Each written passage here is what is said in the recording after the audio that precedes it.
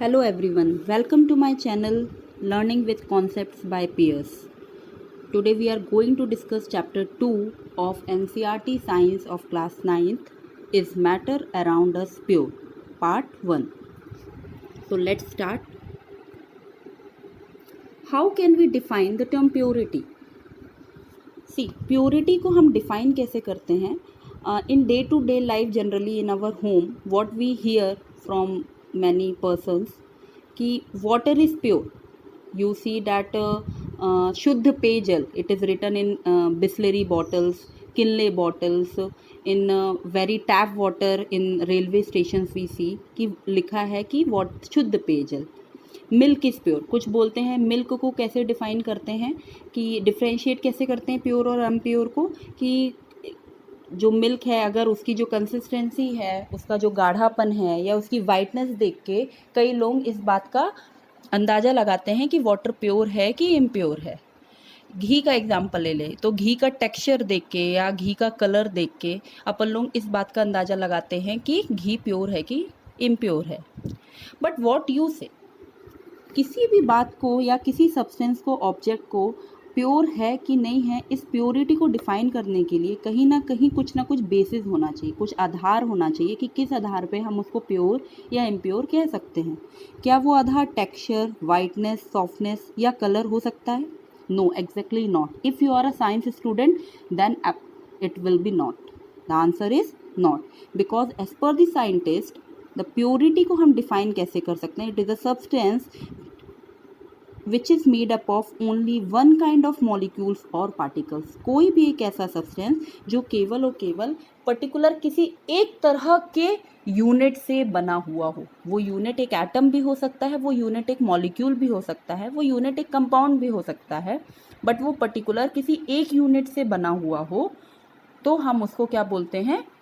Particular एक unit अगर बार बार वो करके किसी एक ऑब्जेक्ट को फॉर्म कर रही है तो हम ये कह सकते हैं कि वो जो ऑब्जेक्ट है पर्टिकुलर वो ऑब्जेक्ट प्योर है. तो वो ऑब्जेक्ट प्योर कब हो सकता है? जब वो पर्टिकुलर किसी एक, अब वो यूनिट और पार्टिकल किसी ऑब्जेक्ट का क्या होता है? एटम्स होते हैं या फिर मॉलिक्यूल्स होते हैं? एटम्स और मॉलिक्यूल्स. तो हम क्या बोल सकते हैं कि pure impure substance are the substance which is made up of only one kind of atom और मॉलिक्यूल. जब वो किसी एक प्रकार के एटम या मॉलिक्यूल से मिलकर बने हैं तो उस सब्सटेंस को हम प्योर कहते हैं. And just opposite to it, impure substance is composed of different kind of elements or molecules that is said to be impure. and impure substance को हम mixture भी बोलते हैं. impure substance को हम और क्या बोल सकते हैं? मिक्सचर बोलते हैं. तो मिक्सचर को डिफाइन कैसे कर सकते हैं friends? A mixture is a material which contains two or more different kinds of particles. The particles means atoms or molecule which do not react chemically. Underline the word which do not react chemically but are physically mixed together in any proportion. And the second important thing is any proportion. तो mixture क्या चीज़ होती है? हम ऐसा बहुत ही simple शब्दों में अगर समझें तो जब दो प्योर सब्सटेंस आपस में कंबाइन करते हैं, वन प्योर सब्सटेंस या दो प्योर सब्सटेंस आपस में फिजिकली कंबाइन कर लेते हैं तो उनको हम मिक्सचर बोलते हैं. ओके. मिक्सचर का कोई भी फिक्स्ड रेशियो नहीं होता है कि वो किस रेशियो में, दो या दो से ज़्यादा अगर प्योर सब्सटेंस आपस में कंबाइन करें फिजिकली, इस बात को ध्यान करिए, वो फिजिकली कंबाइन करते हैं, केमिकली नहीं. क्योंकि अगर ये दोनों केमिकली कंबाइन करते हैं तो उनके बीच में एक केमिकल बॉन्ड होगा और जो कि बॉन्ड नहीं होना चाहिए. मिक्सचर के केस में वहाँ पर केमिकल बॉन्ड प्रेजेंट नहीं होता है. They are just physically bonded with each other. There is not such any chemical bond. Okay. तो देखते हैं सबसे पहले प्योर सब्सटेंस की कैरेक्टरिस्टिक्स क्या होती है. It is a homogeneous in nature. Homogeneous क्यों बोला गया है? क्योंकि यहाँ पर सेम तरह के एलिमेंट्स है, सेम एलिमेंट्स का जो ओवरऑल कंपोजिशन है वो एक तरीके का होता है, एक जैसे एलिमेंट या एक जैसे यूनिट का होता है, इसलिए हम उसको होमोजीनस बोलते हैं. एग्जाम्पल ले लीजिए आप. अगर हम ये बोलते हैं प्योर वाटर तो अब आप ये बोल सकते हो या डिफाइन कर सकते हो प्योर वाटर मतलब केवल H2O. जो हमारा H2O होता है वो प्योर वाटर होता है। तो जब चाहे कितने भी मॉलिक्यूल्स हो, अगर हमारे पास अ कप ऑफ वाटर हो या अ टैंक ऑफ वाटर है, तो उसमें जितने भी वाटर की यूनिट्स होंगे उसमें क्या प्रेजेंट होगा, ओनली एंड ओनली H2O। तो it is perfectly a homogeneous in nature. Homogeneous means overall जो कंपोनेंट्स का कंटेंट होता है that is made up of only one kind of unit. They are made up of only one kind of atom molecule. उनका composition भी fix होता है। Composition fix इसलिए बोलता है क्योंकि आप किसी भी सोर्स से, whatever be the source and whatever be the process you are making the water, चाहे आप वाटर को किसी भी प्रोसेस से बनाओ या किसी भी सोर्स से ऑब्टेन करो, एवरी केस में वाटर का फॉर्मूला H2O ही होगा। सो इनकी density, melting point, boiling point ये सब फिक्स होते हैं। दे can not be separated by any physical process, क्योंकि ये केमिकली बॉन्ड होते हैं तो इनको हम किसी फिजिकल प्रोसेस से सेपरेट आउट नहीं कर सकते हैं। इनको सेपरेट आउट, इन दोनों के बीच में एक केमिकल बॉन्ड प्रेजेंट है, ओके। और इसको सेपरेट आउट करने के लिए हमें इलेक्ट्रोलाइसिस करवाना पड़ेगा, इलेक्ट्रिसिटी पास करवाना पड़ेगा, which is a chemical process, okay. So now understanding about the impure substance, that is impure substance को हम और क्या बोलते हैं, mixture. Impure substance are better called as mixture in science, okay. That is not exactly the pure. So आज के बाद अगर हमारी मम्मा ये बोलती हैं कि ये दूध प्योर है या ये पानी प्योर है, तो क्या हम ये बात समझेंगे कि वो प्योर है? नहीं। क्यों? क्योंकि वो प्योर सब्सटेंस कब कहलाता, अगर वो पानी में सिर्फ और सिर्फ पानी का कंटेंट है। क्योंकि वी नो कि जो टैप वाटर हमारे घर में है, जो नर्मदा की पानी आती है, या फिर जो पानी हमें बिस्लेरी किनले, भले उसमें प्योर वाटर का टैग लिखा रहता है, शुद्ध पेयजल का टैग लगा रहता है, but that tag is only in general terms, not in the terms of science. क्यों? क्योंकि वहाँ पर वो शुद्ध इसलिए है क्योंकि वो पीने योग्य है, बट वो शुद्ध इस सेंस में नहीं है क्योंकि उसके अंदर जो नंबर ऑफ सब्सटेंस है या नंबर ऑफ पार्टिकल्स हैं वो डिफरेंट हैं। Understood? Impure substance non homogeneous nature का होता है। They are made up of different kind of atoms और molecules. They do not have fix composition, उनकी कंपोजिशन भी फिक्स नहीं होती है, उनकी मेल्टिंग पॉइंट, बॉइलिंग पॉइंट ये सब भी फिक्स नहीं होता है। इसलिए हमारा जनरली आप टैप वाटर लो, उसका बॉइलिंग वाटर करो, वो कभी 100 डिग्री सेल्सियस नहीं आता। It is always more than 100 degree Celsius and they can be separated by physical process, but there is a exception in this point, that is alloys. Alloys क्या होते हैं? It is a mixture of metal and sometimes metal and non-metals. It is a mixture of metals, 2 or 3 metals और sometimes metal और non-metal, उसको हम alloy बोलते हैं। So alloy को हम किसी physical process से separate नहीं कर सकते हैं। It need a chemical process to get separated. That's why it is a exception. Okay? तो इम्प्योर सब्सटेंस और प्योर सब्सटेंस के बीच का डिफरेंस समझ में आया। तो हम दूध, क्या दूध को, जो दूध हमें गाय से डायरेक्ट मिलता है, क्या उस ग्लास ऑफ मिल्क को हम प्योर बोल सकते हैं? नो। क्यों नहीं बोल सकते? बिकॉज जो मिल्क हमें यूज़ हुआ है that milk is a mixture of carbohydrate plus protein plus fat plus minerals plus vitamin. So इसलिए दूध को हम बोलते भी it is a complete food. Complete food क्यों बोलते हैं? क्योंकि वो सभी चीज़ों का मिक्सचर होता है, carbohydrate, protein, fat, mineral, vitamin.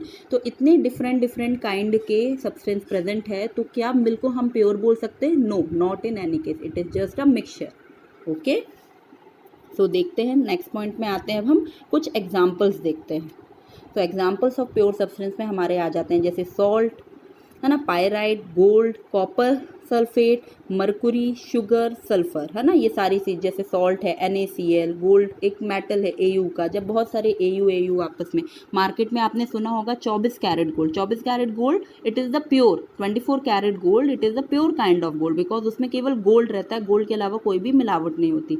But in case अगर गोल्ड के साथ कुछ भी मिक्सिंग हो जाती है, कॉपर या किसी चीज़ की, तो फिर वो जैसे 23 carat to make the jewellery and some utensils, it is made impure, उसको मिक्स किया जाता है किसी से, then that kind is called mixture. But जब तक वो केवल और केवल Au एक मेटल से बना हुआ है, इट इज़ अ पॉलीमर, जब तक वो एक Au मेटल या एटम का पॉलीमर है, तो उसको हम प्योर गोल्ड बोलेंगे। कॉपर सल्फेट हमारा अगेन क्या है? CuSO4। CuSO4 आपस में केमिकली कंबाइंड है, कॉपर सल्फेट और S और ऑक्सीजन, ये सारी चीज़ें आपस में केमिकली कंबाइंड है एक दूसरे से। और कॉपर सल्फेट का एक छोटा सा पार्टिकल ले लो और चाहे आप उसको एज अ क्रिस्टल, मतलब एक कॉपर सल्फेट को क्रिस्टल को बनाने के लिए CuSO4 के n नंबर ऑफ पार्टिकल्स आपस में ज्वाइन हुए होंगे, तब जाके कॉपर सल्फेट क्रिस्टल बना होगा। तो कॉपर सल्फेट इसलिए एक प्योर फॉर्म ऑफ सब्सटेंस है क्योंकि ओवरऑल एक यूनिट को मिलाकर बना है, and this unit is a copper sulphate CuSO4। इसी तरीके से मरकुरी, शुगर, मरकुरी अगेन एक मेटल है, लिक्विड मेटल है। शुगर का फॉर्मूला क्या होता है? C6H12O6। अगेन आप देखो शुगर को बनाने के लिए ये जो ग्लूकोज का फॉर्मूला है, इस ग्लूकोज की यूनिट आपस में पॉलीमर बनाती है, n नंबर ऑफ यूनिट्स जब आपस में ज्वाइन करती है तब जाके डिफरेंट काइंड ऑफ शुगर का फॉर्मेशन करती हैं। Sulphur is again a metal. यहाँ पर आप देखो ग्लिसरिन, यहाँ पे आप देख लो ग्लिसरीन का फॉर्मूला क्या होता है? C3H8O3, जिसको हम ग्लिसरॉल भी बोलते हैं कॉमन टर्म्स में। वाटर को ले लो H2O, ये सारे प्योर सब्सटेंस के एग्जाम्पल है। Now the again it is mixture. तो मिक्सचर हम कैसे, जैसे मैंगो जूस को बनाने के लिए आप क्या क्या यूज़ करते हो? डिफरेंट सब्सटेंस, मैंगो यूज़ किया, मिल्क यूज़ किया, आइस क्यूब्स यूज़ करी, शुगर यूज़ किया, इलायची पाउडर या सम फ्लेवर्स के लिए ड्राई फ्रूट पाउडर हम डालते हैं। तो इस तरह की डिफरेंट सब्सटेंस को ऐड करके हम मिक्सचर का फॉर्मेशन कर रहे हैं। कोको कोला अगेन, यहाँ सोडा यूज़ होता है, तो सोडा की तरह उसमें हम पहले CO2 कार्बन डाइऑक्साइड गैस का भी यूज़ करते हैं, एंड डिफरेंट अदर सब्सटेंस को मिला के कोको कोला बनता है। प्रिजर्वेटिव्स ऐड होते हैं, different things. Mud water again a simple example of mixture, जिसमें पानी और मड के पार्टिकल्स होते हैं। Mud again it is a mixture of different kind of mineral. Soil में भी अलग अलग तरह के मिनरल्स प्रेजेंट होते हैं ना, जो प्लांट्स ऑब्टेन करते हैं, तो वो सारी चीज़ें मिलाकर हमारा मड वाटर बनता है। ओके, तो चलिए अब हम समझ सकते हैं कि मैटर को, जो लिक्विड गैस हमने पढ़ा था, मैटर को state depending on the states हम उसको 3 टाइप्स में डिवाइड करते हैं, solid, liquid and gas. But depending on the purity को आधार मान के अगर हम मैटर को करें, डिवाइड करना चाहते हैं, तो मैटर को हम 2 काइंड्स में डिवाइड कर सकते हैं, प्योर सब्सटेंस और मिक्सचर। Pure substance are the one which have constant composition and mixtures are the one which have variable, means different kind of composition they can have depending on the source। जैसे milk का example लो, तो milk अगर काऊ का milk लेते हो तो उसमें protein का कंटेंट ज़्यादा होता है as comparison to carbohydrate and fat. But in case अगर आप बुफेलो मिल्क लेते हो तो उसमें फैट का कंटेंट ज़्यादा रहता है इन कंपेरिजन टू प्रोटीन। तो सोर्स टू सोर्स आपका कंपोनेंट का जो कंपोजिशन का जो एक वो रहता है, प्रपोर्शन रहता है, वो भी वेरी करता है। ओके, एक बात और, जब 2 या 3 प्योर सब्सटेंस आपस में कंबाइन करते हैं किसी फिजिकल मेथड से, तो वो मिक्सचर का फॉर्मेशन कर सकते हैं। और मिक्सचर को अगर सेपरेट आउट करना है तो सिंपल कोई भी फिजिकल प्रोसेस के थ्रू हम उसको प्योर सब्सटेंस में सेपरेट आउट कर सकते हैं। तो प्योर सब्सटेंस को 2 ग्रुपों में डिवाइड किया गया है। The first one is element and second one is compound. Okay, and again mixture को भी हम 2 ग्रुप्स में डिवाइड कर सकते हैं। The first one is homogeneous and second one is heterogeneous mixtures. तो चलिए अब हम एक एक करके इनके बारे में डिटेल पढ़ते हैं। सबसे पहले हम देखेंगे आज एलिमेंट के बारे में। तो प्योर सब्सटेंस को 3 ग्रुप में, अच्छा देखो अभी तो अब हमने पढ़ा कि एलिमेंट्स और कंपाउंड 2 ग्रुप्स में बांटना चाहिए। यहाँ मैंने आप देखो एक एक्स्ट्रा क्लास बना के रखी है, एक्स्ट्रा ग्रुप बना के रखा है मॉलिक्यूल। इसको इसलिए बना के रखा है कि दोस्तों जब आप किसी कॉम्पिटिटिव लेवल के हिसाब से अगर आप प्रिपेयर कर रहे हो या बेसिक कॉन्सेप्ट क्लियर करना चाहते हो, तो you should be known that compound और मॉलिक्यूल, वैसे हम इसको एक ग्रुप में रखते हैं बट इसे एक ग्रुप में नहीं रखा जाना चाहिए, क्योंकि इनकी जो बेसिक प्रॉपर्टी है उनमें डिफरेंस होता है।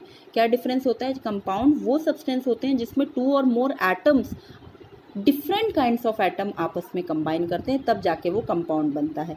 बट मॉलिक्यूल क्या होता है? जिसमें सेम तरह के एटम्स कंबाइन करते हैं तो वो मॉलिक्यूल बनता है। तो हम ये बोल सकते हैं एक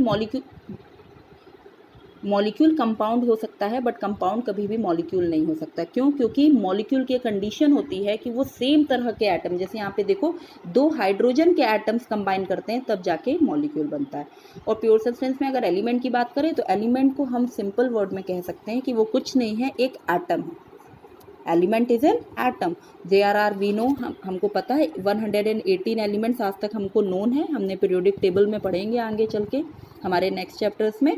तो पीरियोडिक टेबल में 118 एलिमेंट्स जो आज तक हमें नोन है and still the discovery is continuing. तो 118 में 92 नेचुरल एलिमेंट्स हैं and the rest are man made. Okay, जिसमें से hydrogen, oxygen, magnesium, calcium, whatever you know, सबका एक सिंगल जो एटम होता है वो एलिमेंट कहलाता है। और अगर इन्हीं को आपस में, दो एलिमेंट को आपस में जोड़ दो, अगर वो सेम काइंड के होंगे तो it will called as molecule, but अगर वो डिफरेंट काइंड के हैं तो it will be called as compound. Okay, तो एलिमेंट, तो इसके बारे में आपको समझ में आ गया कि ये they are made up of only one kind of atom which are known as, हम ऐसा भी बोल सकते हैं कि किसी भी मैटर का जो सिंपलेस्ट यूनिट होता है वो एक एलिमेंट ही होता है। Element can also be called as the simplest unit of any substance. So anything, everything around you is made up of element, क्योंकि एलिमेंट के बिना कोई भी सब्सटेंस फॉर्म नहीं हो सकता। क्यों? क्योंकि एक मिक्सचर को भी बनाने के लिए, वी नो वैसे ज़्यादातर हमारे पास आसपास जो चीज़ें दिखती है वो हमें मिक्सचर फॉर्म में दिखती है, सब में आज के टाइम पे मिलावट है, तो वो मिक्सचर कहीं ना कहीं प्योर सब्सटेंस को ही आपस में मिक्स करके बनता है। तो हम ये बोल सकते हैं कि एलिमेंट सब में प्रेजेंट होता है। टोटल 118 एलिमेंट्स होते हैं, जिसमें से 92 नेचुरल है, remaining are man made. Elements को हम और ज़्यादा, can not be split up into 2 or more, elements can not split up into 2 or more simpler system, अब इससे ज़्यादा इसको स्प्लिट अप नहीं कर सकते हैं। एलिमेंट का फर्स्ट टाइप जो रॉबर्ट बॉयल नाम के साइंटिस्ट हैं, इन्होंने एलिमेंट को सबसे पहली बार इसका नाम दिया था। ही यूज द टर्म एलिमेंट, कब? 1661 में। और लेवोर्सिया नाम के जो साइंटिस्ट थे, इन्होंने एलिमेंट की सबसे पहले डेफिनेशन दी थी। तो he was the one who gave the definition of element first time. Okay, तो एलिमेंट के बाद हम इसके क्लासिफिकेशन को देखते हैं। तो एलिमेंट को अगेन अगर हम फिजिकल स्टेट के बेसिस में देखेंगे तो इसके 3 ग्रुप्स में डिवाइड किया गया है, सॉलिड, लिक्विड एंड गैसेस। वैसे ऑलमोस्ट ज़्यादातर एलिमेंट हमारे सॉलिड कंडीशन में पाए जाते हैं under room temperature. 2 elements are there which is found in liquid state, that is mercury and bromine under room temperature, and the 11 are there which are found as gas। ठीक है, room temperature में ज़्यादातर solid पाए जाते हैं, 2 ऐसे होते हैं जो लिक्विड फॉर्म में पाए जाते हैं, और 11 एलिमेंट ऐसे होते हैं हमारे पीरियोडिक टेबल में जो कि गैस के फॉर्म में पाए जाते हैं। They are hydrogen, helium, fluorine, chlorine, nitrogen, oxygen, neon, argon, krypton, radon and xenon. Okay, so you can have a screenshot of this। okay, on the basis of properties of element के basis में हम किसी भी element को 3 group में again divide कर सकते हैं। First one is metal, second one is non metal and third one is metalloid. Metalloid is nothing but it is a semi metal, और हम ये बोल सकते हैं ऐसे सब्सटेंस जो मेटल और नॉन मेटल के बीच की प्रॉपर्टी को अटेन करते हैं तो उन्हें हम मेटलॉइड्स बोलते हैं। इनमें मेटल जैसी प्रॉपर्टी भी पाई जाती है और non metal. Day to day life में हमारे ये जो मेटलॉइड्स होते हैं वो कमर्शियल पर्पज़ से बहुत ज़्यादा यूजफुल बोले पाए जाते हैं। ओके, तो हम देखते हैं कि मेटल के बारे में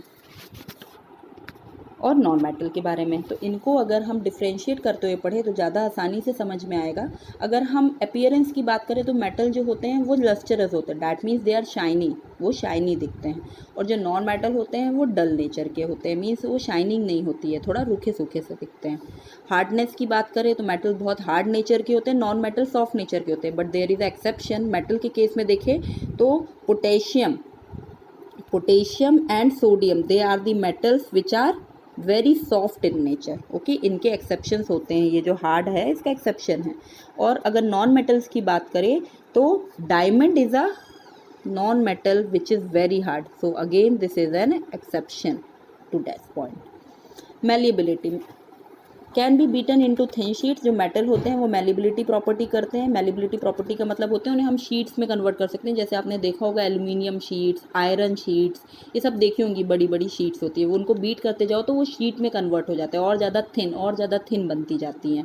बट नॉन मेटल्स में ऐसा नहीं होता, अगर उन्हें हम बीट करते हैं तो वो ब्रेक हो जाती हैं। डक्टिलिटी की बात करें तो मेटल्स को हम एक वायर के फॉर्म में भी कन्वर्ट कर सकते हैं। जैसे इसका बहुत यूज़ भी होता है इलेक्ट्रिसिटी वायर्स बनाने के लिए, aluminium wires, copper wires, jewellery prepare करने के लिए भी इसका यूज़ होता है डक्टिलिटी प्रॉपर्टी का। बट नॉन मेटल्स को हम वायर्स के फॉर्म में कन्वर्ट नहीं कर सकते, दे विल ब्रेक डाउन। और कंडक्शन की बात करें तो metals are very good conductors of heat and electricity both, but non metals are poor conductor, है ना। आज हम फिर इसके बाद बात करते हैं हम मेटलॉइड्स की। Metalloid is an element that has property that are intermediate between those of metals and non-metals. Metalloids can also be called semi-metals. Metalloids को हम semi-metals भी कहते हैं. इसके कुछ एग्जाम्पल यहाँ डिस्कस कर लेते हैं. वैसे इसके बहुत एग्जाम्पल्स होते हैं. सिलिकॉन जो एक टिपिकल मेटालॉइड है, सबसे ज़्यादा कॉमन यूज़ होता है. आप उसमें देखे होंगे जो आपकी मेमोरी कार्ड की चिप्स होती है, जो आपकी सिम कार्ड में जो चिप लगी होती है वो सिलिकॉन की बनी होती है ना. तो सिलिकॉन का बहुत बड़ा यूज़ होता है क्योंकि इसका मेल्टिंग पॉइंट बहुत ज़्यादा हाई होता है. इसकी वजह से हम इसको बहुत ज़्यादा यूज़ करते हैं इलेक्ट्रिकल पर्पस के लिए. और इट इज़ बट इनकी प्रॉपर्टी की तरफ ध्यान दिया जाए तो ये बहुत लस्टरस होती हैं, बहुत शाइनी टाइप की दिखती हैं. तो शाइनी है मतलब वो मेटल की तरह प्रॉपर्टी दिखा रहा है, but it is very brittle. मतलब ये थिन शीट्स या उसमें कन्वर्ट नहीं की जा सकती, ये ब्रिटल है. जैसे ही इसमें हम फोर्स लगाते हैं तो ये ब्रेकअप हो जाती हैं. क्यों? क्योंकि ये नॉन मेटल की तरह ब्रिटल प्रॉपर्टी शो करती हैं. तो ये है मेटालॉइड, बिल्कुल बीच में आ रही है. फिर उसके बाद boron. Boron is again an metalloid which has, ये भी इसको बहुत अलग अलग तरह के कंपाउंड के साथ मिक्स, मतलब एलिमेंट्स के साथ मिक्स होकर कंपाउंड का फॉर्मेशन करते हैं. जैसे बोरोसिलिकेट. बोरोसिलिकेट का भी बहुत कमर्शियल पर्पस फैक्ट्रीज वगैरह में बहुत यूज़ होता है. ठीक है. तो चलिए, ये है हमारी पीरियोडिक टेबल. इसमें देखिए जो लाइट ब्लू शेड में हमारे पास हैं वो सारा क्या है, मेटल्स के एग्जाम्पल हैं. जो हमारे ग्रीन कलर की शो हो रही हैं जितने, वो हमारे क्या है, नॉन मेटल्स हैं. और ये जो बीच में ऑरेंज शेड में दिख रहा है वो हमारे मेटलॉइड्स है. तो boron, silicon, germanium, arsenide, bismuth, polonium, tellurium, ये सारे सब क्या है, हमारे मेटलॉइड्स है. Okay. So here the hydrogen and here this hydrogen and this one, carbon से लेके ये पूरी जो जितनी गैसेस होती हैं ज़्यादातर नॉन मेटल्स होती है. तो आपने देखा कि नॉन मेटल्स के केस में ज़्यादातर हमारे सभी तरह की चीज़ें आ जाती हैं. इसमें सॉलिड भी आ जाते हैं, लिक्विड भी आ जाते हैं और गैशियस फॉर्म में भी आते हैं. तो सॉलिड और लिक्विड, थोड़ा लिक्विड और गैशियस ज़्यादा कॉमन होते हैं, सॉलिड अनकॉमन होते हैं बट फिर भी पाए जाते हैं. बट मेटल्स के केस में ज़्यादातर क्या होते हैं, सॉलिड होते हैं. But exception is always there is found a liquid metal which is known as mercury, है ना. चलिए ठीक है. तो ये आप इसको और ब्रॉड वे में देख सकते हैं. ये हमारे पूरे नॉन मेटल के वो एग्जाम्पल्स हैं. एंड ब्लू लाइन के जो इस साइड दिख रहे हैं, ब्लू लाइन के जो लेफ्ट हैंड साइड में दिख रहे हैं रेड लाइन से बॉर्डर किया हुआ, वो हमारा क्या है, पूरा ये यहाँ से लेके 5th, 14, 32, 33, 51, 52 and 84, these all are the metalloids. And again इसके जो इस पार दिख रहा है वो हमारे पूरे मेटल्स के एग्जाम्पल होते हैं. तो अब हम आते हैं कंपाउंड्स में. तो कंपाउंड्स में क्या है, compounds is a substance composed of identical molecule. जब कई तरह के आइडेंटिकल मॉलिक्यूल मतलब एलिमेंट्स आपस में मिक्स करके, कैसे, 2 और 2 मोर केमिकल एलिमेंट्स आपस में कंबाइन करते हैं किसी फिक्स रेशियो को, तो कंपाउंड का फॉर्मेशन करते हैं. कोई भी एटम हो सकते हैं. जैसे वाटर की बात करें तो H2O, यहाँ पे हाइड्रोजन के 2 एटम्स, ऑक्सीजन का 1 एटम, ये तीनों मिक्स करके हमारे पास एक कंपाउंड का फॉर्मेशन किया. तो कंपाउंड में pure water, hydrogen, water is an example of compound. देखिए यहाँ मेंशन किया हुआ प्योर वाटर, तो यहाँ पर वो प्योर वाटर हम बिस्लेरी बॉटल या हमारे टैप वाटर से ऑब्टेन नहीं करेंगे. वो प्योर वाटर कौन सा होगा, डिस्टिल वाटर. ओके. हम डिस्टिल वाटर को प्योर वाटर यूज़ बोलते हैं, जो कि हमारे लैब में हम यूज़ करते हैं. इसके अलावा जो रेन वाटर होता है, it is the purest form of water, because जो रेन वाटर होता है वो टोटली केवल और केवल H2O मॉलिक्यूल से मिलकर बनता है, नो अदर दैन डैट. हाँ, उसमें अगर एसिड मिक्स होती है, अदर मिक्स होती है, तो फिर वो एसिड रेन कहलाती है. But naturally the rain water is pure form of water. इसके अलावा जैसे मीथेन की मॉलिक्यूल, मीथेन में हर बार जो मीथेन का कंपोजिशन होता है वो क्या होता है, CH4. तो CH4 में 1 कार्बन और 4 ऑक्सीजन, ये मिलकर जब केमिकली बाउंड होते हैं, ये सारे क्या है, केमिकली आपस में बाउंडेड फॉर्म में. इनको हम विदाउट एनी केमिकल प्रोसेस हम इन्हें सेपरेट आउट नहीं कर सकते. तो इस तरीके से ये मीथेन, तो एक मीथेन वो करने के लिए जिसमें मीथेन गैस, जैसे तो मीथेन गैस में बहुत सारे इस पूरे CH4 मॉलिक्यूल के n नंबर्स ऑफ मॉलिक्यूल आपस में कंबाइन करेगा, तब जाके मीथेन गैस का फॉर्मेशन होगा. ओके. तो कंपाउंड्स का क्लासिफिकेशन देखते हैं. तो कंपाउंड्स में हम आयोनिक और कोवैलेंट कंपाउंड में डिवाइड कर सकते हैं. किस आधार को, किसी भी बात ऑब्जेक्ट को हम क्लासीफाई जब करते हैं, क्लासिफिकेशन करते हैं, तो उसका कुछ आधार होना चाहिए.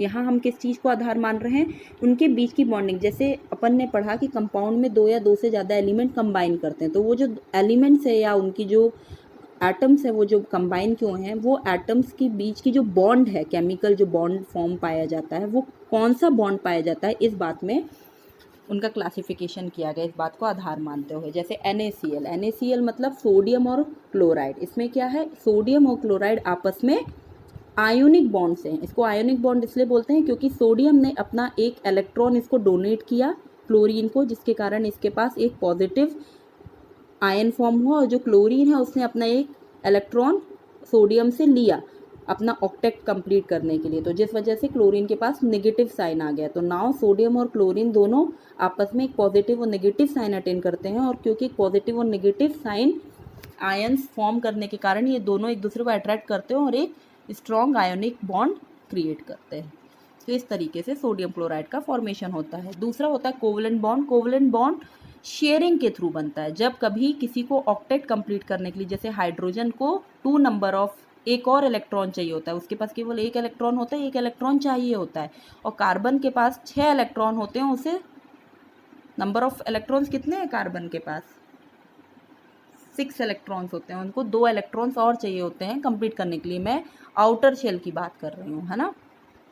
तो इस तरीके से यहाँ पर क्या हुआ, कार्बन ने भी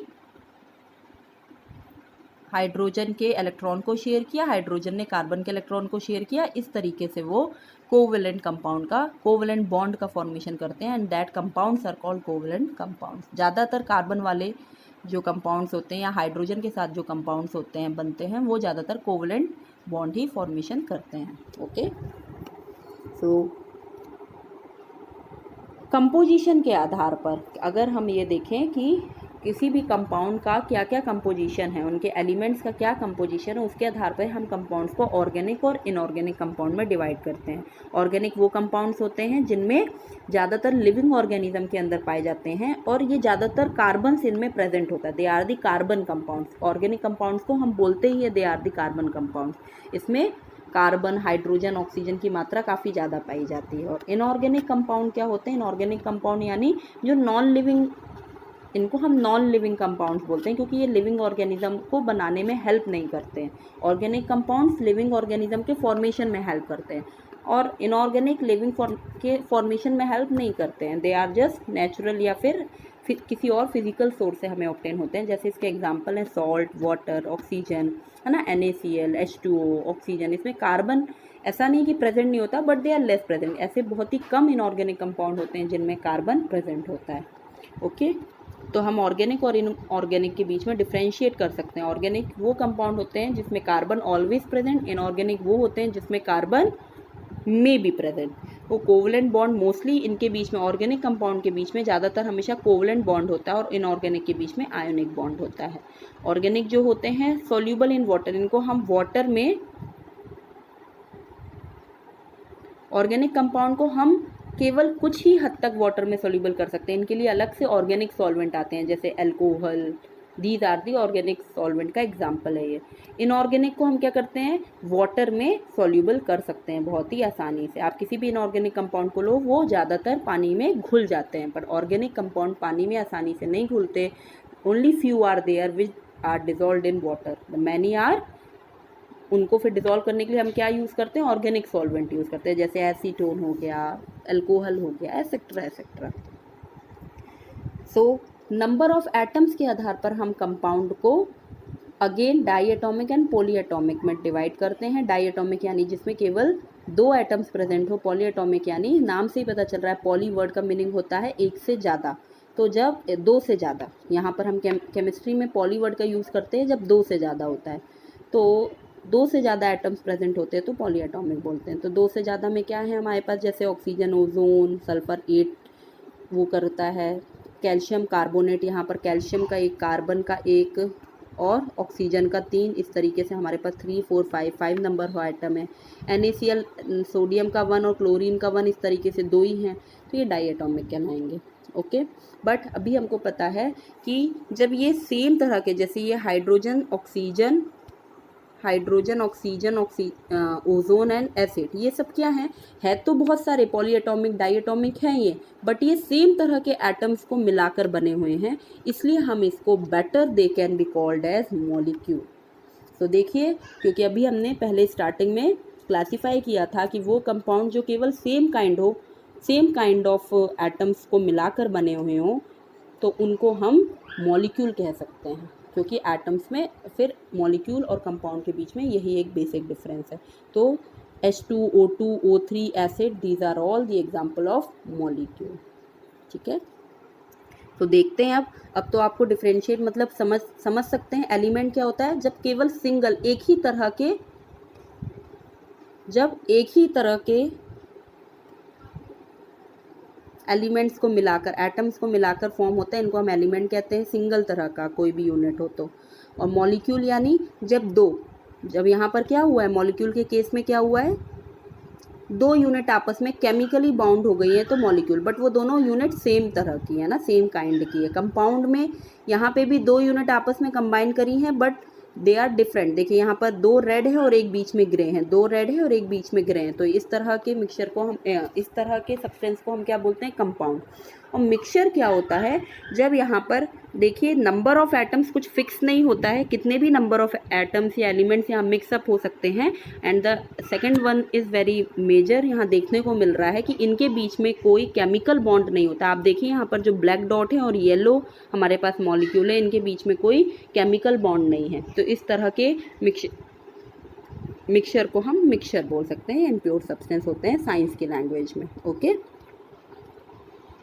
तो मिक्सचर और कंपाउंड के बीच में भी एक बार हम डिफरेंशिएट कर ले, क्योंकि कंपाउंड में भी दो या दो से ज़्यादा है और मिक्सचर में भी दो या दो से ज़्यादा है। But the difference is that compound elements जब कंपाउंड बनाने के लिए आपस में मिलते हैं तो वो न्यू प्रोडक्ट का फॉर्मेशन करते हैं। मिक्सचर के केस में एलिमेंट्स जब वो मिक्स करते हैं या कंपाउंड आपस में मिक्स करते हैं मिक्सचर बनाने के लिए, तो उसमें कोई नए कंपाउंड का फॉर्मेशन नहीं होता है। दे does not lose their originality, मतलब मिक्सचर बनाने के लिए जो भी एलिमेंट आपस में कंबाइन करते हैं या जो भी सब्सटेंस आपस में कंबाइन करते हैं, उन सब्सटेंस की जो प्रॉपर्टी होती है, फिजिकल केमिकल प्रॉपर्टी होती है, वो लॉस नहीं होती है, वो अपनी प्रॉपर्टी को अटेन करके रखते हैं बाद में, प्रोडक्ट फॉर्मेशन के बाद भी।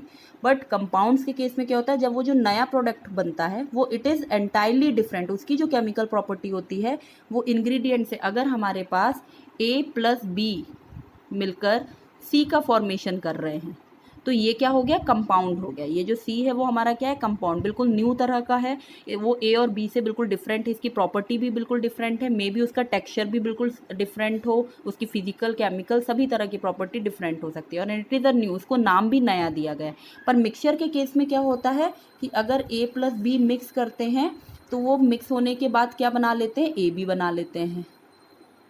और एक बात और कि ए बी को जब हमको वापस ए बी में कन्वर्ट करना हो तो हम किसी केमिकल प्रोसेस से ही उसको फिजिकल प्रोसेस से अलग कर सकते हैं। ए बी को हम दोबारा से उसके ओरिजिनल फॉर्म में लाने के लिए किसी फिजिकल मेथड का यूज़ करते हैं। तो इस कंडीशन में हमको सिंपल एक फिजिकल मेथड यूज़ करना पड़ेगा, बट सी को A+B के फॉर्म में लाना पड़ेगा, लाने के लिए हमें किसी केमिकल मेथड का यूज़ करना पड़ेगा। Okay, understood. सो मिक्सचर में सेकेंड पॉइंट है, mixture has a variable composition. Compounds में न्यू सब्सटेंस फॉर्म होता है जिसका कंपोजिशन हमेशा फिक्स होता है। मिक्सचर में अब mixture shows the properties of the constituent substance, इसकी प्रॉपर्टी शो करता है, और compounds totally different property show करता है। मिक्सचर में can be separated easily by physical method, और compound they can not be separated only by chemical or electrochemical reaction. इनको separate करने के लिए हमें केमिकल या इलेक्ट्रोकेमिकल रिएक्शन का यूज़ करना होता है। So this is all about today. So in the next lecture we are going to discuss part 2 of is matter around us is pure or not। उसमें हम मिक्सचर और mixture की properties, उसका classification, इनके बारे में पढ़ेंगे। And the next video will be about the how can we separate the different components of a mixture, मतलब हम डिफरेंट फिजिकल प्रोसेस पढ़ेंगे जिससे हम मिक्सचर के कंपोनेंट को सेपरेट आउट कर सकते हैं। तो इस तरीके से आप इस वीडियो को ज़रूर देखें, और अगर आपको ये अच्छा लगा हो तो इसे लाइक एंड शेयर करिए। So stay with us to get tuned with the concepts of NCERT. Thank you all. Have a nice day.